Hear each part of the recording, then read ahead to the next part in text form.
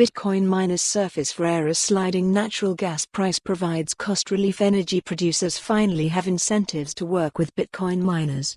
Elizag Kritzy join the most important conversation in crypto and Web3 taking place in Austin, Texas, April the 26th to the 28th. Secure your seat. Join the most important conversation in crypto and Web3 taking place in Austin, Texas, April the 26th to the 28th. Secure your seat. Bitcoin miners, who have been battered by the recent bear market and high energy prices for months, are finally getting some relief thanks to natural gas prices that have fallen about 75% since August.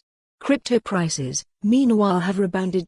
Miners use copious amounts of energy, and their profitability greatly depends on their ability to consistently source cheap power. Many industrial-scale miners rely on power grids that generate electricity using natural gas, and don't have fixed-rate energy purchase agreements, exposing them to the whims of energy markets.